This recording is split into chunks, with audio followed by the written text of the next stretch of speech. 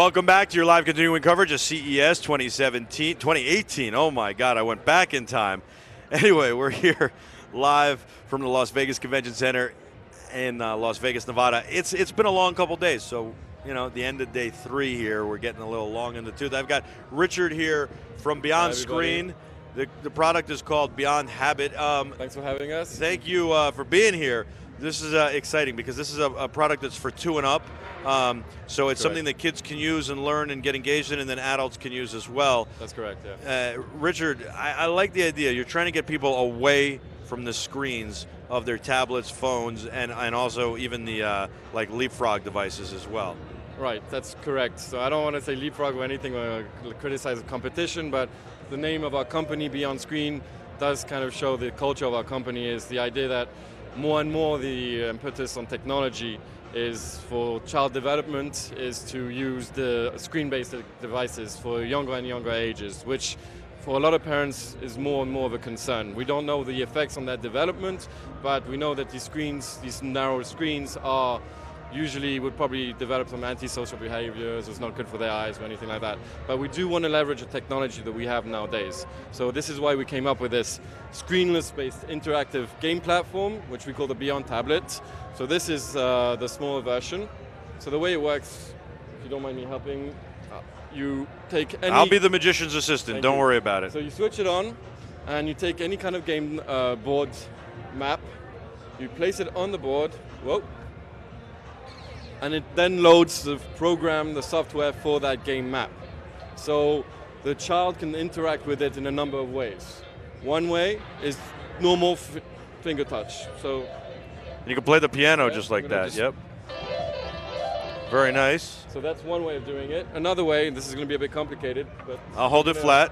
You can take game cubes or physical objects, place it on it, it will recognize it immediately, and here it starts playing a melody for that instrument. So the kid can have some different instruments accompanying his his musical creation. So you change the location or the orientation of the physical object, and it'll start playing a different melody. So you can the kid can use different objects, put them together. We can use cards as well. It recognizes immediately the identification, and then you have a theme that plays the song. So basically, this kind of game we've developed is this musical game is for the younger ages. Sure. So there's no rules. It's free play. It's free play, exactly. And it really gets their mind thinking. It does everything. It's what you want. It's got them having tactile feel and actually using their hands and interacting and all that stuff. That's correct. So we have a lot of other games. I'm not going to present them all. I think this is the first one of demonstration, but like this is another one which is a puzzle game, Candy Sudoku, which is for the older age bracket. So once again, you put it on the board and it loads immediately the game software. And then you have different games that even adults can play. That's like correct. Board games. So we have board games. Well, it's always, we're focused on child development, so it's STEM type games. Right. But it's games that are also social and for the family. So the parents can join in, the grandparents can join in and play with the family. So this is really the culture of what we're trying to do here, which is having a tablet where it's not just one person playing, but multiple people playing the family, or even we have larger ones where for the classroom. You get engagement, you get social aspects of it. It's all very important. How was the company started? So how? So our CEO, John Shi, so the company first of all is based in Beijing, and with our engineers based in Shenzhen. All of this is built in-house. So why it was created was John has 4 kids, and he noticed with his children that after a certain age, they were given from the class iPads to work with, leapfrog and all this, and from that time onwards, they stopped spending as much time with him and with the family and became a bit more focused on these screens, these devices. And he felt, in a way it was kind of sad for him because in a way he realized that he was losing some aspect of the relationship he had with his children to these devices. And he wanted to leverage the technology that we have nowadays, but take away basically the screen. Yeah. Very nice. And how did you get to the company? For me, well, I was with John since the very beginning. So when he had identified the problem, and then he was figuring out how to develop this product, and we were going back and forth in pitches. Eventually, he came with this. Did you work with researchers or teachers or anything like that to develop it? So yeah, our team, a lot of them are child developmental experts and game board developers, as well as a lot of programmers and engineers. But we also, in China, we don't sell directly in retail. What we've done is we sell a syllabus, a program in Chinese private schools, where the teacher teaches STEM type of programs, so problem solving, mathematics, memory games, and they use these devices to teach the children in the classroom.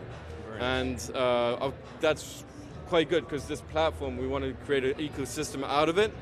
So they give us feedback which is priceless for us. They tell us, look, we want to add this content, we want to create this kind of game, this works, this doesn't work. So we get feedback from teachers and parents. And I think that's very valuable for us, because we want to create something that's improving all the time. All these tablets, the medium one, the small one, the medium one, and the large one, all have Wi-Fi and Bluetooth modules.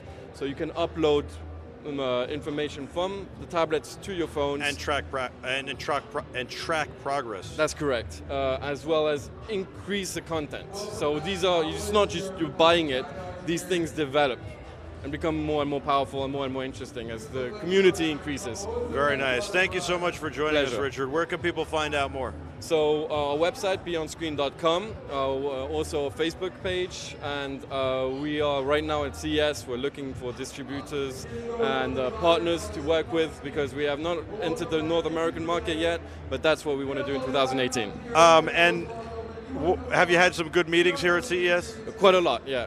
Hopefully it will materialize. We met some majors and a lot of people we think could definitely we will be pushing for. I'm sure you had good feedback. This is a wonderful product. Thank you. Yeah, and what do you think of CES so far? Quite exciting. Unfortunately, I haven't had the time to really check out everything that's been developed right now. I've been really manning the booth. But hopefully there's going to be a bit of time tomorrow where I can just walk around and look around. Where's your booth? Is it in Sands? It's in Sands, yeah, in Kids and Play. The booth number, I believe, is 6351 something. Excellent. But it's central anyway. You'll find us. We have a big logo. Excellent. Congratulations. Thanks so much, Richard. Thanks, Mike. Really appreciate you coming on. Beyond Screen, BeyondScreen.com. I'm Michael. You're the Terrifics. Stay with us. We'll be back with more. Don't go anywhere.